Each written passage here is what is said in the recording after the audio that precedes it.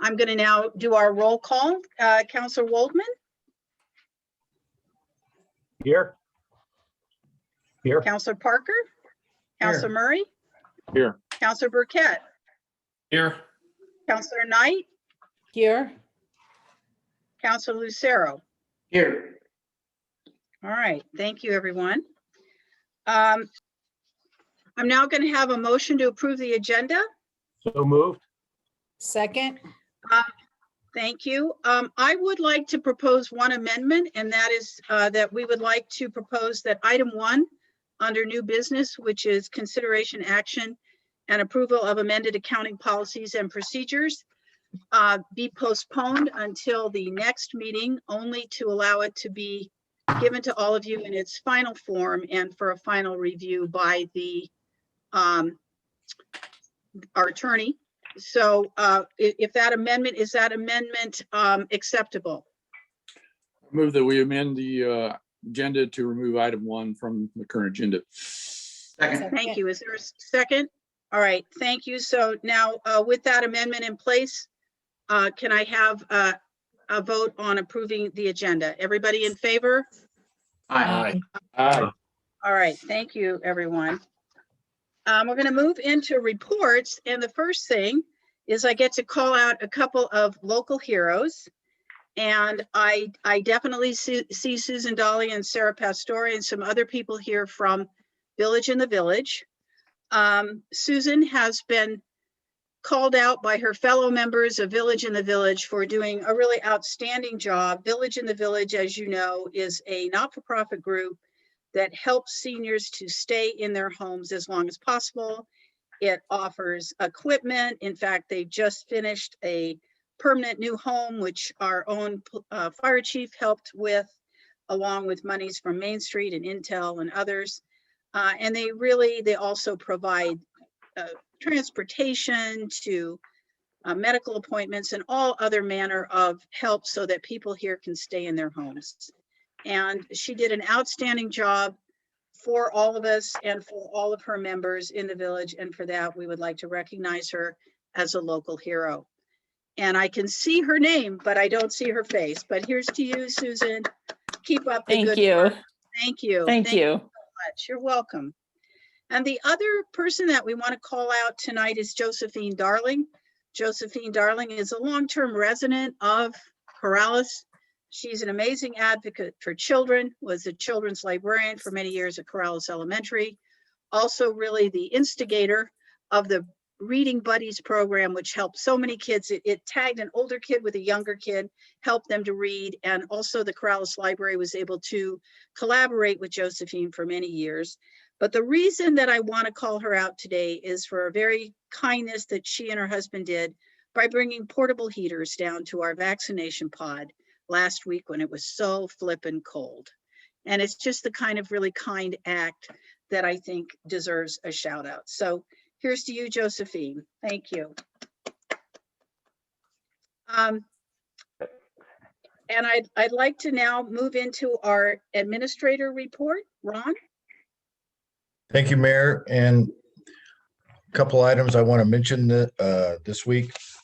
First thing is that I've received some names regarding our chapter 18 update that we're going to be proceeding on beginning in the first couple of weeks of March. I have 6 names in at this point. So the size of the committee is still in flux. It could be 7, it could be 9. I don't like to think it would be more than 9, but I've spoken to a few of the counselors that still are going to give me some names. And so please try to get those to me by the end of the week so that I can reach out to the names that you give me and we can have a conversation with them, because one of the things that's most important is making sure that the folks that participate in this activity understand that they need to be willing to sacrifice a minimum of 4 hours a month, and probably more when we start to talk about some prep time and some study time that we get into this. I'm going to be participating in it quite a bit, as is Lori, as is I think Randy is going to pass by on occasion. It's just so that we can make sure that we're kind of within the bounds of our legal responsibilities. But I've had a lot of conversations with Mayor Rubin about this from Mr. Cog. So I anticipate that it's going to be a good, productive process. So I think the folks that have given me names, and so we want to get this kind of completed as soon as we can. Second thing is the sagebrush meeting that we're going to have this Friday, and I believe it's been posted that it's going to be a Zoom meeting at 4 o'clock on Friday afternoon. And this will be discussing everything concerning all the trails that may connect with at the end of sagebrush up there, concerning bicycles, concerning horses, everything else. Steve Groman and Michael Chavis will be there to participate. We had a preliminary meeting with them a little over a week ago at this point to talk about it.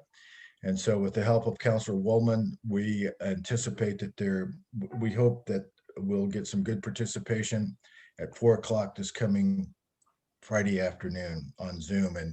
And like I said, it's been posted, and so we can make sure that if there are more than 4 counselors on the call on that Friday afternoon, that we are sure to address that there won't be any decisions made during the course of this, but it is posted as an official meeting that people are able to attend. Third item I want to mention is that it's I shred it apart. It's so important that Ron? Counselor Waldman, Yes, Ron, will the Zoom call-ins be the same as tonight? Or will that be posted somewhere? I couldn't hear you, Counselor. Will the Zoom call-ins be the same as tonight? Or will it be posted somewhere? It will be posted up on the website. And Aaron, I don't know if you want to add anything to that, but it'll be posted on the website. Yeah, it is currently posted on the website on the calendar. If you just go to the calendar and look at Friday, it'll have that Zoom information, but I'll make sure to send it to any counselor that wants it. So I know Mel was interested in being there, as well as you, Counselor Waldman. And so any other counselor that would like to be there, Stuart, I saw your hand. I'll send it to you, and we can do it that way as well. But it is available on the website right now as well. Thank you. Third item I wanted to mention was that I visited with a lot of our folks today, and we encourage contact between counselors and department heads and staff folks. The only thing that I would ask, and we mentioned this earlier, is that if you have a question of Michael or Chief Martinez or Chief Vic or any of those folks, if you would be kind enough, if you send them an email, to copy me on it, so that we're not trying to do anything except to make sure that we're kind of on the same page and we're hearing the same things and giving answers that are not confusing and cause redundant sort of conversations. So I would just appreciate that if you want to contact one of the department heads, which I encourage all the time, to get questions answered for yourself or your constituencies, that you just copy me on those emails. I'd appreciate that very much. I seriously wanted to. And the next item is on capital outlay, and I'd like to turn that a little bit over to Aaron, because I know he's been working his backside off on that, and the legislature's in session, and we've got more money than we anticipated. We've got a House Bill Junior, which hasn't occurred in the legislature for a couple of years now. So Aaron, if you could just give a quick update on where we stand on some of that. Yeah, thank you. Madam Mayor, councilors, in terms of our capital outlay and our ICIP, the legislature decided that they were going to change the system a little bit on us this year. It was kind of confusing for everyone, I think. Even people up in the legislature aren't really sure how it's working or how it's supposed to work. But we have submitted our ICIP again, both to the governors list as well as the legislature's list. So we'll be hopefully hearing about those once the session closes, but we won't know for a couple weeks whether or not we're going to get anything for our ICIP this year. Obviously, you voted on our ICIP list earlier this year. It's the same one that we're posting, and we do get our various legislators calling us asking about specific priorities, and so anything we would really like to see, and typically that's just the order of the list. So things like the animal control vehicles and equipment. We had the Thompson fence line pretty high this year. I know that we have just signed an agreement with the county for $40,000 for that. If we could get some more money to fund that and complete the project, that would be great. But there are various items that we're hoping we'll see some monies for, and we'll be able to update you in the next couple weeks whether or not we get something. In terms of the House Bill Junior, that was kind of an 11th hour email coming in from our Senator Brenda McKenna.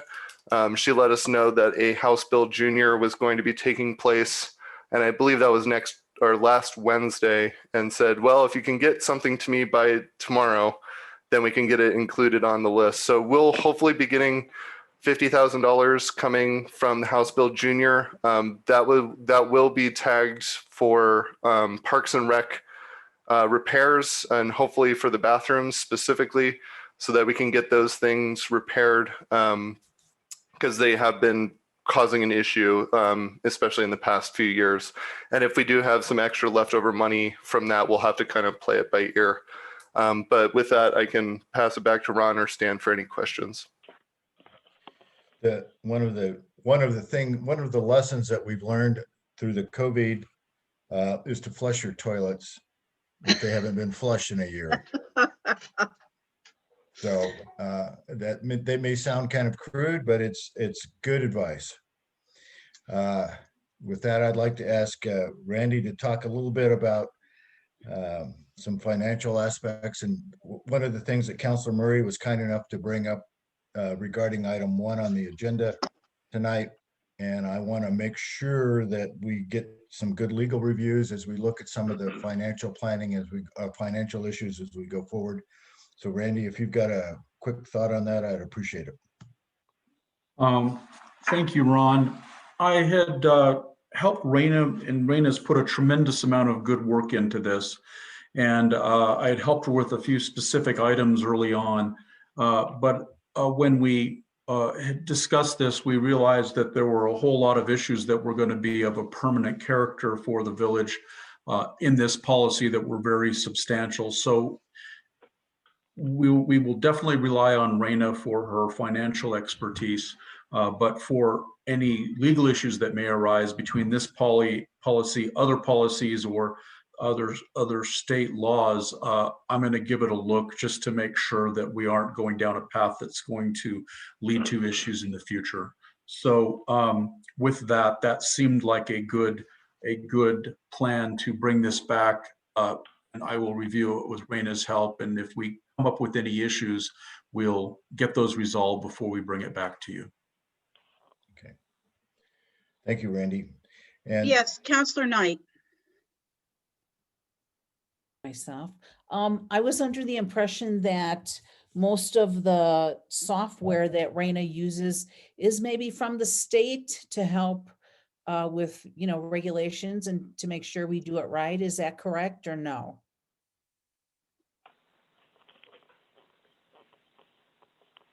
Ron, do you know? Counselor? Yeah, Raina's here. Raina, is that you? Yes, Counselor Nightmare. The software is not from the state, but a lot of the information we got either from the New Mexico Administrative Code or from the New Mexico State Statute. Okay. Thank you. I was thinking that the municipal league or the state sent out some kind of software to help with municipalities with their finances. Not to my knowledge. Okay, thank you. Uh-huh. But Counselor Knight, we certainly, the village certainly has moved over to Tyler Technologies, and a lot of our data is online, but, and they're different technologies, but they don't really come from the state.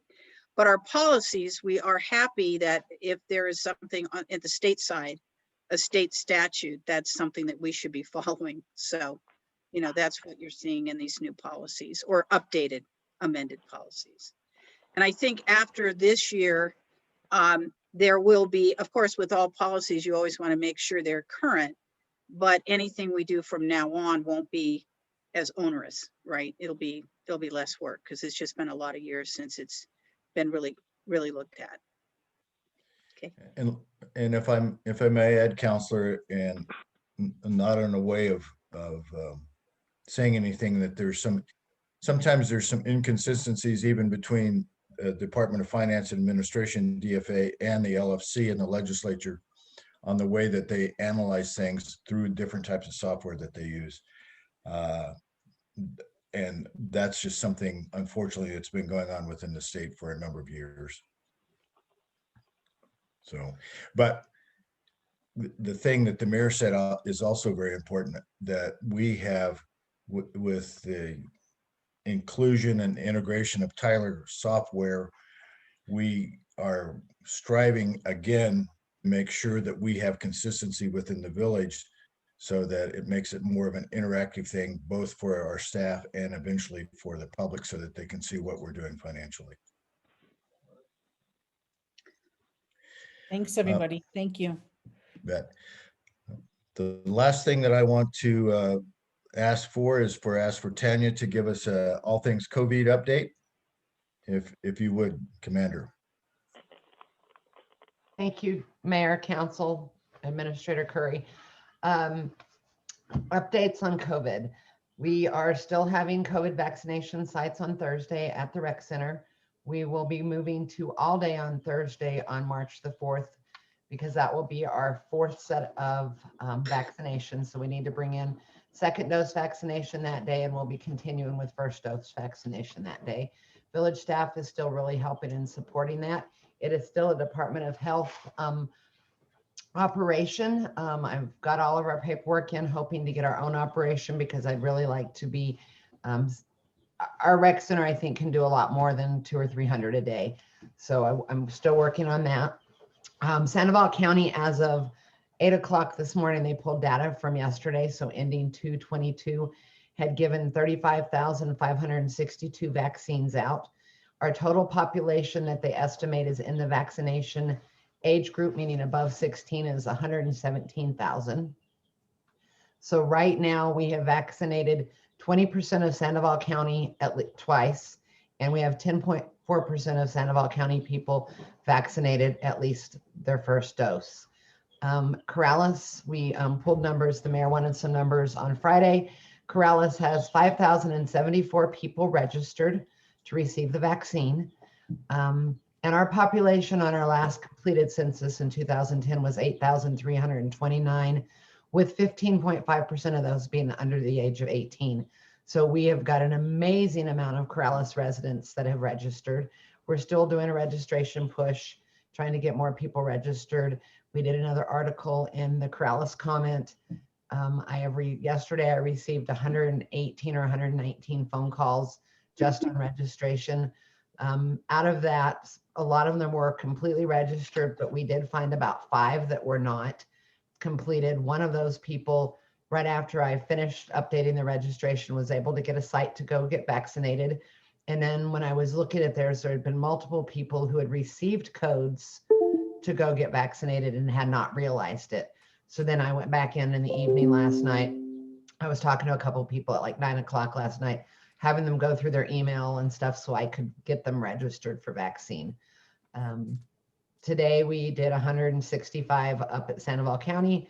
First day we've had a good weather, and I would also like to shout out to Josephine and her husband for bringing the big heater down. We still have it. And Kiwanis Club loaned us tents to use at our site. Today, Sandoval County had 24 total new cases of COVID, and one of them came out of Corrales, which is better. The other day we had 15 cases in Sandoval County and Corrales had 2, which was like 13.3% of all cases. So Corrales is now at 272 total cases in the village. And I'll be happy to stand for any questions. Tanya, this is the mayor, and I just wanted you to clarify, because I have gotten some emails from people who are confused. Even though the pod is here in Corrales, all the registrations are done through the DOH site. Is that correct? Correct. The only way that we can bring anyone in, even if we have extra vaccine, is you have got to be registered through the Department of Health site. The right side of your screen should have all 5 check boxes in green. They did add a new button on the far right side where it's got personal information, then demographics. Above it, it says click here to register.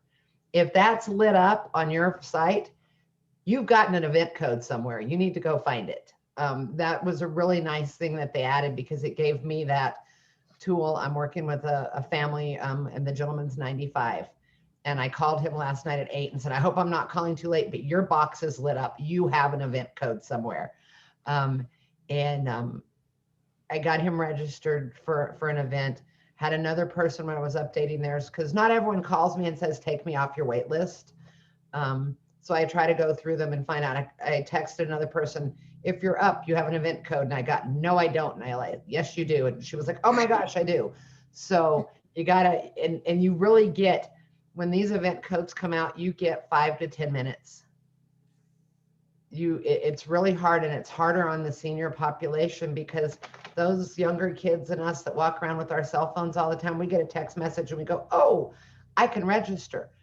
If you're only getting it to your email address, by the time you see it, it may be gone. Now, once someone has got an event code, that helps me with my DOH partners to try to get them another event code, because they're really pushing right now to do 75 plus. They really, really are. I'll be right with you, Councilor Murray. They're really pushing to do that 75 plus. Yes, our current phase is healthcare workers, anyone over 16 with certain health conditions, and anyone 75 or older, no matter their health conditions. But I do know that I think our site tomorrow, I think I was told that they are only pulling 75 plus too. Okay, Councilor Murray. Yeah, thank you, Mayor. Thank you, Tanya. So I have to admit that I'm a little confused about how the location is determined once you get a confirmation code, because my neighbor down the street, she had to go to the Sandoval County EOC. My wife took her out to the new UNM health centers. It seems kind of random where you get your shot. Is there any rhyme or reason to how this is being selected? So if you're within a category that is allowed to be vaccinated, then your name is put into a computer algorithm to be pulled. And site 1, site 2, site 3, site 4, all of the sites within the metro area can say, send me people. And they can pick a radius. They can pick just a zip code or an area of zip codes, or they can just pick an age group and a radius. And it is a lottery, and it spits the names out and it sends you a site code. Now, some of the site codes, once you've got it, you can go through and look and see where there's other places. A lot of the site codes, if they send you to Expo, you kind of have to go to Expo, or you have to not register for a site. We have no control over that. But if we did, it would be very hard, because only, a certain group of people could go to a certain pod, and DOH wants pods to hit people within the phase that are within a 5-10 mile radius or within a zip code. So it's to also make sure it's equitable and fair, and it's not just certain groups of people, it's groups within the area. And we also try to run sites in different areas of Rio Rancho, because Corrales is hard to get to. I vaccinated a person at the Sandoval County EOC the other day that was a Sandia Park person. She had gotten 4 or 5 other event codes, never was able to get a site. So when that algorithm went out, they needed people who had gotten event codes but had not gotten one, so they could pull those people who were missing in. So she could have decided not to come from Sandia Park, but she did. Okay. Did that answer your question? Well, more or less. I mean, I think it's just like you say, it's a lottery and it's a pot shot of where you're going to go to get your shot. And you don't have to agree to it. I mean, I have a lady that's on my wait list that texted me during vaccine today and said, Tanya, I got an event code. Call me when you're done. And I called her. She goes, I've got an event code to Walgreens. She's told me flat out, I have not been in a store in a year. I'm not going. I rather wait in my house and wait and not go into a building. So she is going to wait. I told her if she gets another event code, I can tell her the ones I know will come out to her car or have drive-throughs and walk in. And she said she was quite happy waiting until my list dwindled down to maybe I get to call her in. Yeah, I think I have to say kudos to the UNM Health Center because this was a painless process. I mean, National Guard was there directing traffic. My wife had mobility issues. He directed us into the parking lot.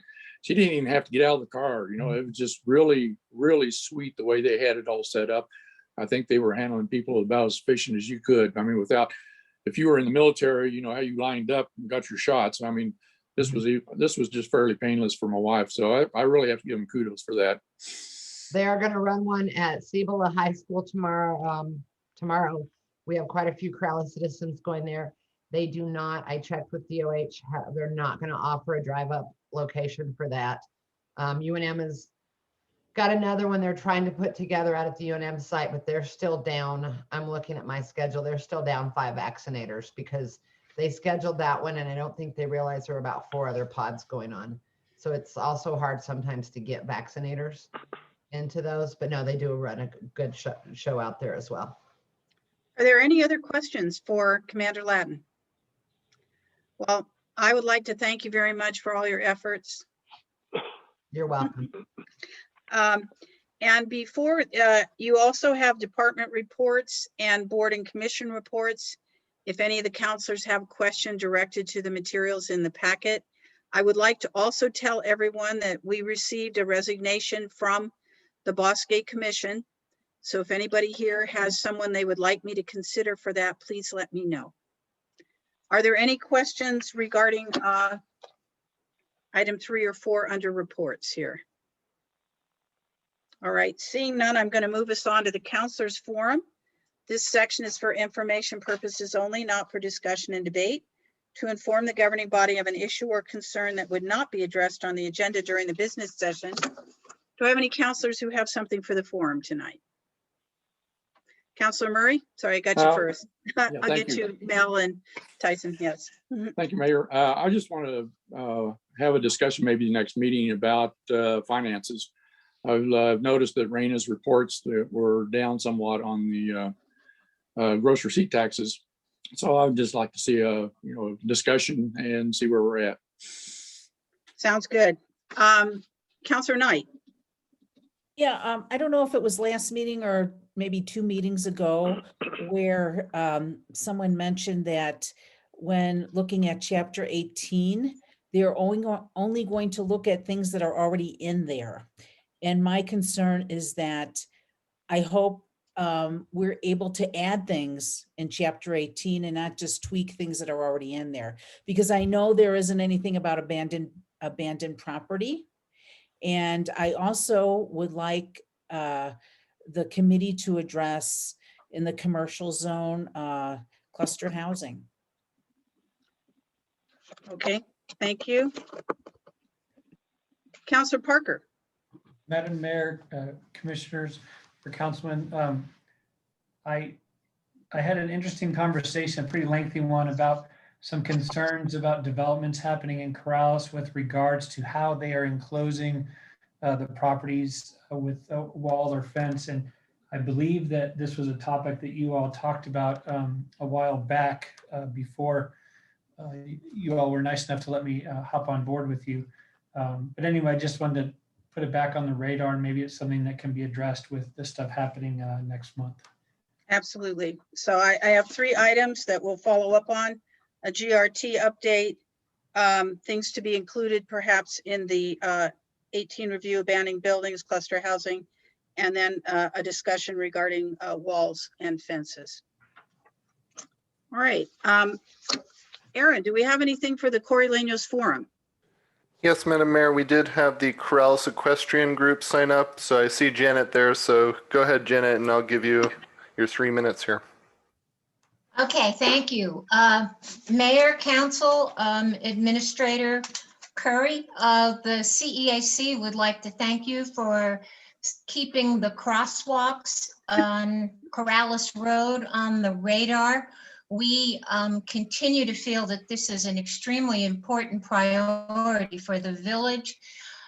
We are now coming into the spring and more equestrian activity that we are seeing, and there continues to be a real desperate need for enhanced crosswalks to at least have them painted, and ideally we would like to see them lit with push buttons to guarantee that we could stop traffic and get people, pedestrians, equestrians, and bicyclists across Corrales Road. In addition, I wanted to let you know that we are now in the process of putting together some planning on a de-spooking clinic, which we are very happy to say that we'd like to be able to hold at Top Form Arena. We are very grateful that the village has agreed to let that open back up again under controlled conditions, and we just appreciate that. We are the horse capital of the state of New Mexico, and we would like to continue to raise public awareness about safety issues, de-spooking, crosswalks, and so forth. Just recently, there was a report of a pretty serious bicycle equestrian confrontation, which sent the rider to the hospital. And this was down in the one of the ditch roads just south of the Alameda Bridge. We'd like to be sure that that kind of thing doesn't happen in our bosque. In any case, we appreciate the time and attention you are paying to our concerns. Thank you. Great. And I'll stand for any questions.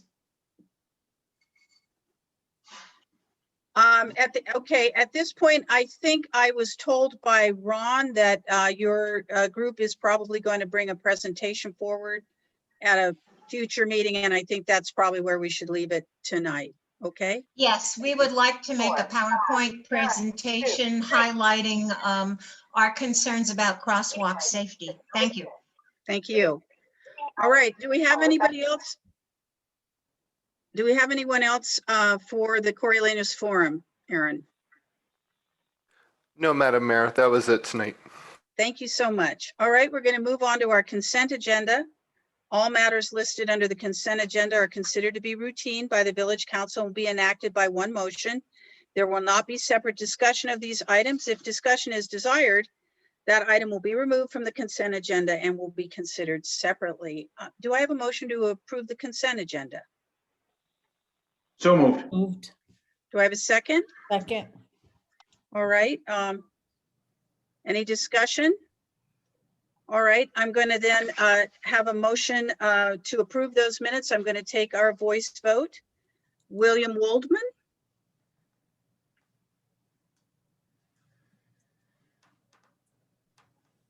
Well, Aye. Councilor Murray, Aye. Councilor Burkett, Aye. Councilor Parker, Aye. Councilor Lucero, Aye. Councilor Knight. Aye. All right, thank you. So our minutes for February 9th have been approved. We are now going to move on to the new business items. We will start with number two, which is the consideration, action, and approval of the new capital asset policy. Do I have a motion to approve? So moved. Do I have a second? I'll second. All right, thank you. Discussion, Raina, did you want to talk a little bit about this, or Randy?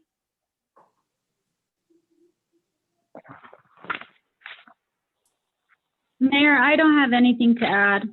Basically, though, this came out of the accounting policy. We just took it out and made it its own. All right. you know, I think if any counselors have questions on it, it's just a separate policy to account for our assets, depreciation of those, making sure that we're staying on top of what we have, and just clarifying all of that and upgrading it a bit. So are there any questions about this policy? All right, then we have a motion and a second, so I'm going to take a vote on this. Counselor Lucero, Aye.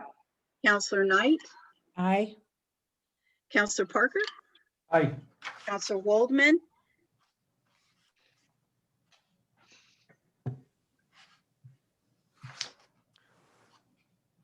Counselor Waldman,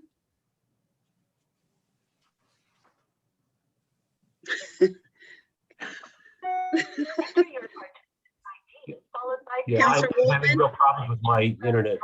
Oh, I'm sorry. Are you, Aye. okay, so let's see, where was I? Counselor Murray, had I Aye. asked for your vote? Yes, and Counselor Burkett. Aye. Don't get me off track too long here. I can't handle it. Okay. Oh, they're routing him up through Russia. Thank you. Yeah, poor guy. In the meeting. All right, the next item on this is number 3. Do we know where Aaron, do we know where that's coming from? Yeah, so Bill, if you're gonna do both, you'll have to mute one of them, but I think it should even its out. One of them, but I think it should even its out. One of them, but I think it should. Okay, we're going to move on to item 3, which is consideration, action, and approval of resolution 21-05, authorizing adjustments of various funds for fiscal year 2020, 2021. Do I have a motion? Move that we approve resolution 2105. Thank you. Second from Kevin Lucero. Discussion? All right, seeing none, I'm going to do a voice vote. Counselor Lucero, Aye. Counselor Knight, Aye. Counselor Parker, Aye. Counselor Burkett, Aye. Counselor Murray, Aye. and Counselor Waldman. Are you with us? I don't know if he can get through to us. If you'd like to signify, if you can hear us at all, if you'd like to signify by thumbs up that or thumbs down what your vote is, we'd accept that. Thank you. Counselor Waldman, it's an aye vote. Well, it's like gladiators. All right. Actually, excitingly, the next 4 items are actually the monies that we got back from the legislature that were awarded and then taken away and then returned. So the first one is number 4, consideration, action, and approval to execute grant agreement 20-E2709, $40,000 to purchase and equip vehicles for the Corrales Animal Services. Do I have a motion? So moved. All right, thank you, Second. Counselor Parker. I have a second from Counselor Knight. Counselor Parker, Yes. Counselor Knight, Aye. Counselor Lucero, Aye. Counselor Burkett, Aye. Counselor Murray, Aye. Counselor Waldman.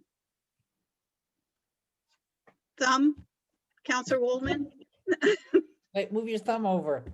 Yeah, thumb up. Okay, thank you. Great, all right. I think it'll pass legal muster, don't you, Randy?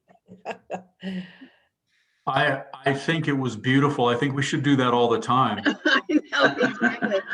Well, I have been in some meetings, honestly, where they ask now if anybody's opposed, but I know that we just want to make very clear that we have a really good record on these things, so. Well, and just from a legal point of view, it is tedious, but we are still working in these remote meetings under the Attorney General's exception to the Open Meetings Act, which requires that voice vote. So apologies, but we're doing. Okay, that's fine. All right, we're gonna move on to, remind me, are we on item number 6, Aaron? We're on number 5, Madam Mayor. Okay, Consideration, action, and approval to execute grant agreement 20-E2710. That's $225,000 to purchase and equip a water tender vehicle for wildland firefighting. Do I have a motion? So moved. All right, do I have a Second. second? Thank Second. you. Thank you. Oh, you're so eager. I love it. Okay, so let's take a voice vote. Counselor Burkett, Aye. Counselor Murray, Aye. Counselor Lucero, Aye.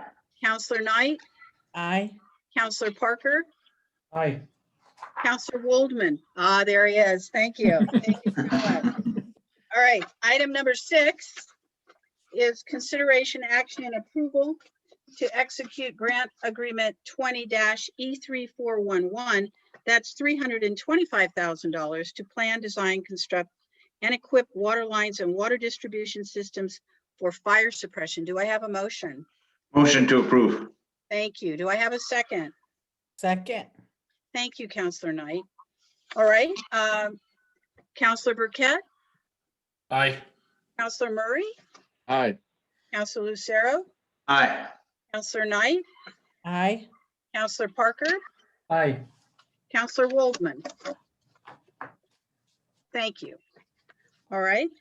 And now we are down to item number 7, which is consideration, action, and approval to execute grant agreement 20-E3412, which is $95,000 to plan, design, renovate, repair, furnish, and equip the Corrales Police Station. Do I have a motion to approve? So move. Thank you. Do I have a second? Second. Thank you, Counselor Murray. All right. Counselor Waldman, let's start with you. Thank you. Counselor Murray, Aye. Counselor Burkett, Aye. Counselor Lucero, Aye. Counselor Knight, Aye. Counselor Parker. Aye. Thank you. All right, we're very excited to get started on carrying out those grant agreements. We're now at number 8, which is consideration, action, and approval of ordinance 21-02. It is an ordinance amending chapter 14, article 5, landmark trees. Do I have a motion to approve? Move that we approve ordinance 2102. Do I have a second? All right, and I see a discussion. Randy, audio, would you like to say something here? Madam Mayor, we just do need to, on this, because it is the adoption of an ordinance, allow public to weigh in on this if there is any public out there who is interested in weighing in. All right. Aaron, what do you see? I don't see any indication on my screen. How about you? I do not either, Madam Mayor. All right. Would Councilor Lucero, would you like to speak to this ordinance? And like I've said the last couple of meetings, I think this particular ordinance would be good for Corrales. We have something already similar, but what this ordinance does is it gives this committee now kind of a charter to reach out to kind of do bigger and better things for Corrales. You all will be seeing a plan that's going to be coming forward. And I'm not quite sure, maybe Mr. Curry can help me out with that, but a plan will be coming forward for our approval, and you guys will be able to see exactly what this committee has planned for moving forward, moving Corrales forward. I know we can all agree that trees are iconic to this village, and we can reach out to other communities, and they have a lot of community functions planned for this committee, and I think it's gonna make Corrales better from what I get. Thank you.